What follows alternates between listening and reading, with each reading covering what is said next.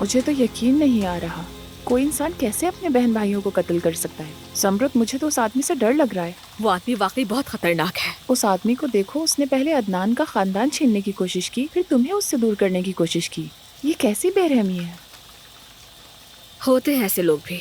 मुझे खुशी है कि अदनान साहब ने तुम्हारी बात सुनी और उस आदमी की वजह से कातिल नहीं बने। हाँ, शुक्र है। जमरुद, मेरी बात सुनो। क्या तुम्हें एहसास है कि अदनान तुम्हारे लिए क्या कुछ कर रहा है? देखो, तुम्हारी एक बात पर वो अपने इरादे बदल रहा है। उस आदमी को मारने से रुक गया जिसने इसका खानदान खत्म किया और तुम्हें छीनने की कोशिश की, और तुम अब भी उसे गलत समझ रही हो। हम इस बारे में बात ही क्यों कर रहे हैं? यकीनन मुझे नहीं बोलना चाहिए, मैं जानती हूँ, लेकिन मैंने देखा कि जब तुम बेहोश थी वो कैसे तड़प रहा था। मैंने अदनान की मोहब्बत को खुद देखा है। अदनान अब शादीशुदा है। मगर वो तलाक ले रहा है। एक एक करके तमाम रुकावटें दूर हो रही हैं। काश इतना ही आसान होता ये सब कुछ। तो फिर इसे आसान बनाओ जमरुद।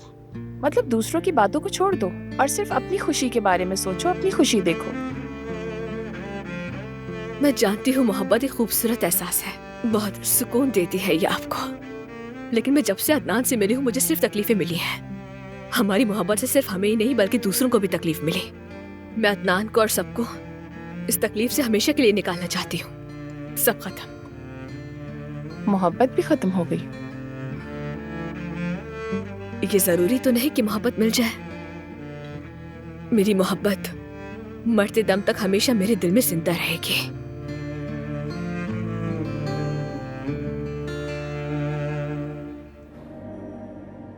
उठाया क्या? नहीं। क्या अभी भी नहीं उठाया? नहीं। या अल्लाह, तकरीबन सुबह होने वाली है। अल्लाह, इस वक्त कहाँ जाएगी वो? क्या हो रहा है समझ नहीं आ रहा, बहुत परेशानी है। सब लोग इतनी रात गए क्यों जाग रहे हैं? अदनान भाई, दादी गायब है। क्या मतलब कि दादी गायब है? वो तो पुलिस स्टेशन आई थी, मैंने उन्हें बुलाया था और कहा कि मैं घर जा रही हूँ। बेटा तुम पुलिस स्टेशन में क्यों थे? क्या हो रहा है? जमरुद ने तो मुझे कुछ भी नहीं बताया। नहीं, ऐसी कोई बात नहीं है, कुछ भी नहीं हुआ, हम लोग ठीक है। खैर, हम बाद में बात करेंगे। लतीफ, क्या तुमने ड्राइवर से बात की? बेटा तुमने उससे बात करनी चाहिए थी ना, शायद वो कुछ जानता हो। चलो चल के देखते हैं, पूछते हैं। इतनी परेशानी है, सब कहाँ जा सकती हैं अजमत साहिबा? जो पूछ रहा हूँ उसका सीधा जवाब दो। दादी को तुमने कहाँ पर उतारा था? वो बाजार के करीब ही उतर गई थी भाई। कह रही थी कि अकेले रहना चाहती हैं। उनके करीब गया तो उन्होंने मुझे भगा दिया। और तुमने उन्हें अकेला छोड़ दिया? अरे तुम भी हद करते हो भाई। उनके पास तो वैसे ही ज्यादा वक्त नहीं बचा, तुमने भी उन्हें मरने के लिए छोड़ दिया। या अल्लाह, तौबा इस्तग़फ़ार, ऐसा नहीं करना चाहिए था। अम्मी क्या? अच्छी बात कर रही है। अरे सच तो कह रही हूँ मैं। हमने आसपास के लोगों से पूछ लिया, लेकिन वो कहीं नहीं मिली। या अल्लाह, मेरी मदद कर। ताहिर, अपने लोगों को जमा करो, हर जगह चेक करो जहाँ जहाँ दादी जा सकती है। चलो। ठीक है भाई, चलो आ जाओ।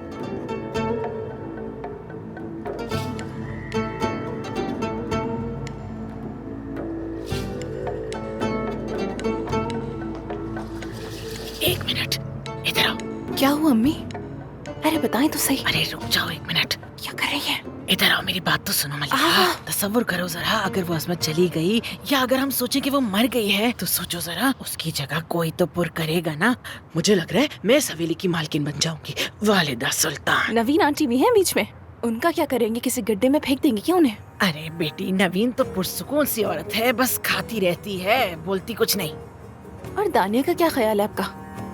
हाँ, दानिया के बारे में कुछ सोचना पड़ेगा। बिल्कुल ठीक कह रही हो तुम, उसका इलाज भी सोचेंगे कुछ, लेकिन पहले मैं मालकिन तो बन जाऊं, फिर सोचेंगे कुछ। ठीक है।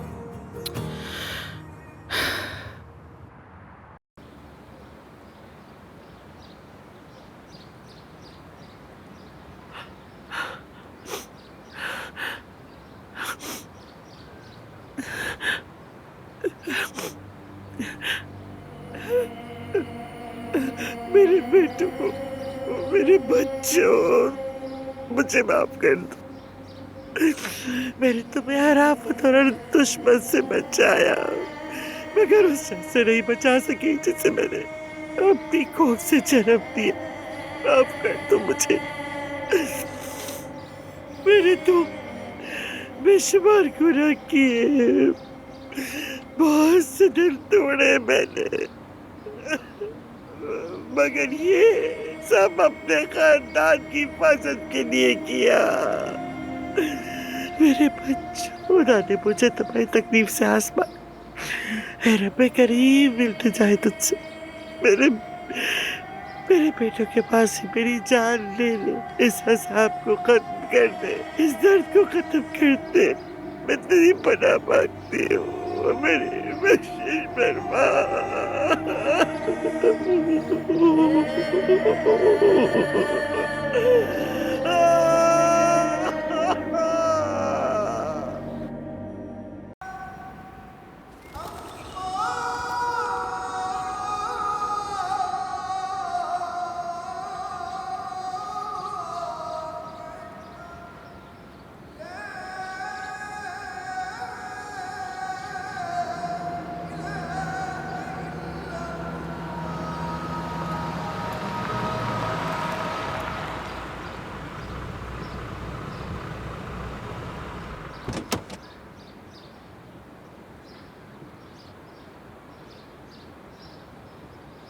दादी जान,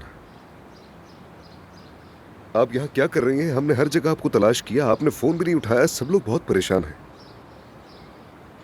तुमने मुझे कैसे ढूंढ लिया? इस कब्रिस्तान का गार्ड हमारी फैक्ट्री में काम किया करता था। आप कई घंटों से यहाँ पर बैठी हुई हैं, तो वो फिक्रमंद हो गया था और उसने हमें इत्तला दी। शरीफ, देखो तुम्हारा बेटा आया है, वो मेरी फिक्र कर रहा था।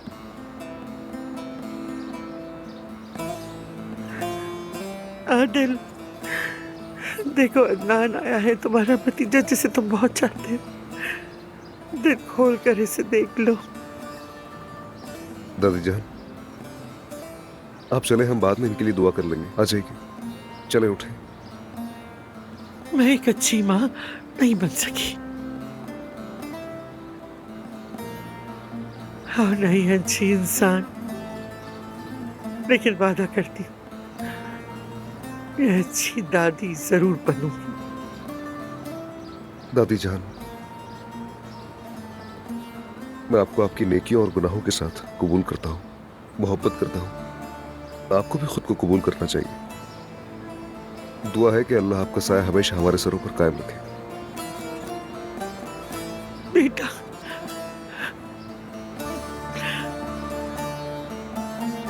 एक तुम ही मेरे पास बचे हो बेटा।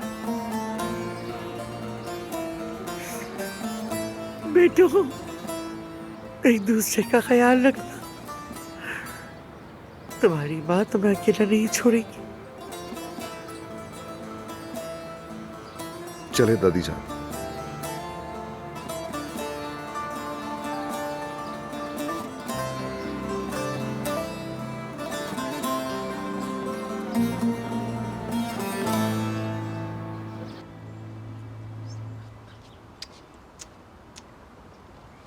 मुझे तो हैरत हो रही है कि रात अजमत साहिबा ने कब्रिस्तान में क्यों गुजारी। अगर वो हर रात ऐसे बाहर जाने लगी तो हमें हर रात उस औरत को तलाश करना पड़ेगा, जो कि मुमकिन नहीं। बताओ जरा। दादी जान,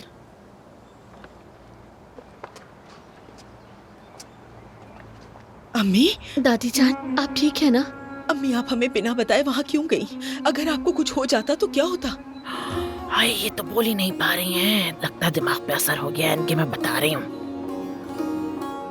महविश,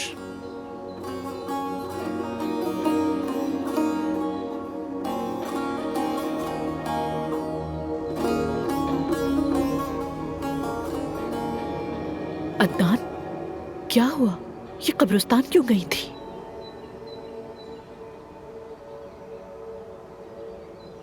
मुझे कुछ है जो मुझे बताना है आप सब लोगों को।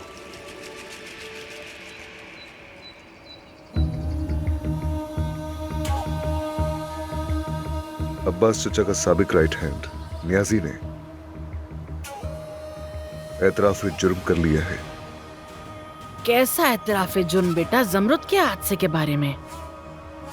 कह सकते हैं हादसे के बारे में, लेकिन असल बात लगता है कुछ और है। क्या हुआ अदनान भाई? नियाजी ने क्या एतराफ किया? क्या कहा उसने?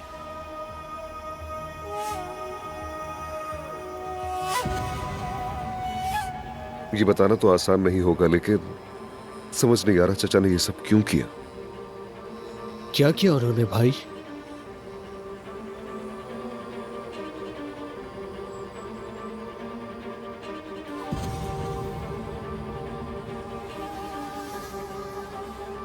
अम्मी को, मेरे बाबा को और आदिल चाचा को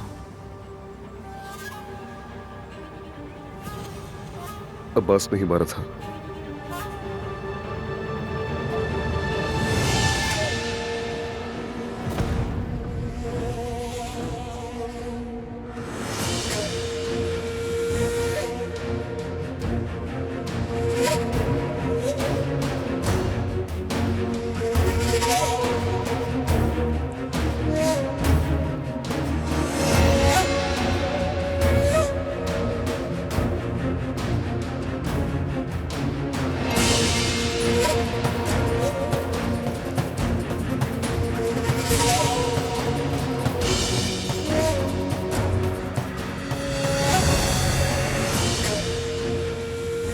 क्या क्या ये सच है तान?